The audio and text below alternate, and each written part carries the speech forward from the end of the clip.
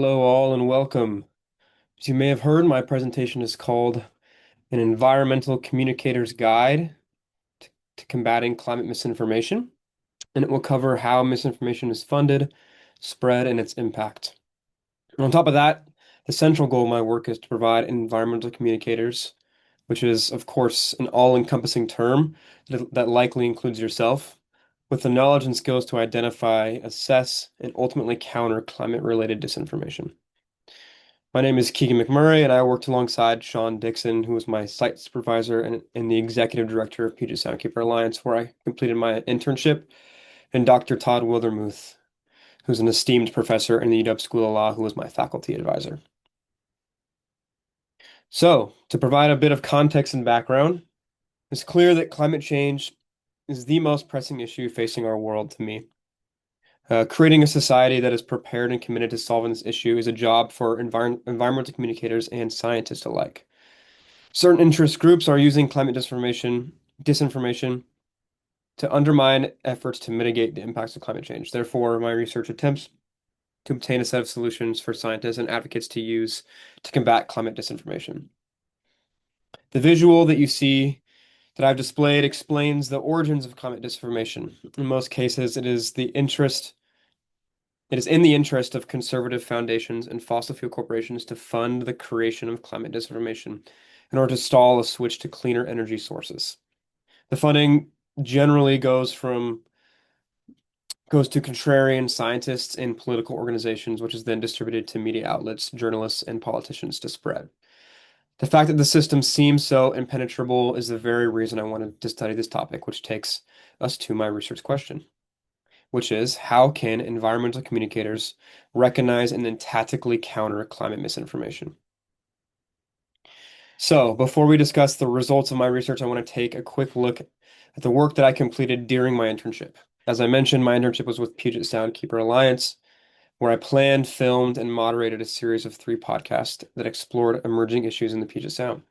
The 3 podcasts we'll be releasing in the coming months, and they look at stormwater runoff, southern resident orcas, and noise pollution. And lastly, protecting the Puget Sound shorelines. This experience allowed me to put into practice the various solutions that I will share with you later about combating climate misinformation. On top of my internship, I also conducted a series of interviews with local environmental journalists and scientists, as well as a supplemental literature review. I've truly come to believe that the first foundational step in countering misinformation is teaching folks how to identify it. While there are a multitude of different sources and ideas about the best way to do this, the clearest and most comprehensive one that I found was from misinformation researcher John Cook, who created the FLIC acronym. The contents of this acronym provide the most common forms and tactics used to spread climate misinformation, which are as follows. The first is fake experts. Fake experts is presenting individuals as experts who have no relevant expertise to give the false appearance of disagreement with the scientific community. Logical fallacies is next, which are flawed reasoning or arguments such as false dilemmas or personal attacks to mislead or distract from the straightforward facts. The third is impossible expectations, which is demanding unrealistic standards for proof or certainty from science before accepting findings, such as saying we need 100% certainty, which in science is actually more detrimental than it is helpful. The fourth is cherry picking, selecting only data or studies that support a specific viewpoint while ignoring the broader body of evidence. And the fifth most common is conspiracy theories, which is suggesting that scientific consensus is the result of a secret plot to often discredit researchers or institutions. Being able to consistently identify these tactics is the best first step for environmental communicators to take. Now let's pivot to my solutions. Once you're able to identify misinformation, then you can begin to counter it. The following 4 solutions are what I've found through my interviews and literature review to be most effective ways to actively combat climate disinformation. The first of the 4 solutions is pre-bunking. Think of pre-bunking like a vaccine against misinformation. By preemptively exposing people to common deceptive techniques, such as the FLIC strategies that we just looked at, we can help them recognize and resist falsehoods more before they take root. It's about building sort of a mental immunity, I would say. The second is direct response. Direct response, it was a solution that was suggested by environmental journalist Ashley Braun, who I had the pleasure of interviewing. The idea is simple but powerful. When misinformation surfaces, call it out publicly and clearly. Whether it's in a news article, a classroom discussion, or a community meeting, naming the lie and explaining the truth is key. Of course, this takes confidence. The third solution is practicing ethical journalism.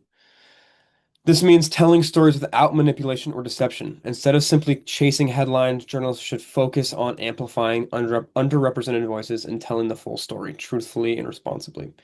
Setting an example of what truthful journalism looks like helps folks to identify the kinds of stories that may include misinformation. The fourth and final solution is practicing effective science communication. And I would actually include practicing and teaching effective science communication. This means supporting scientists and making the research more accessible and relevant to the public. Whether that's through clearer language, better visuals, or engaging outreach, this kind of communication helps bridge the gap between academia and real-world impact in the general public. Let's pivot finally to my implications. And going forward, I want to provide you folks with a bit of a call to action for how you can make a positive impact. We know at this point that climate disinformation does more than just obscure the facts and cause confusion. Consistently throughout my research, folks warned that misinformation also delays climate action, which we simply cannot afford at this point. So, I'll remind you once again, everyone has a role to play as an environmental communicator. If you feel so obliged, practice recognizing the components of FLIC as you consume media. Call out misinformation, and when you do so, do it with grace and confidence using the solutions I provided.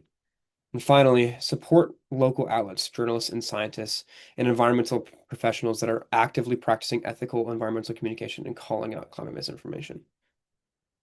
First, I want to thank Dr. Todd Withermuth and Sean Dixon for their relentless pursuit of excellence and ability to motivate and challenge me to be the best I could throughout this process. I also want to thank my dear family and friends for their unconditional love and support. Thank you very much for listening. Do you have any questions?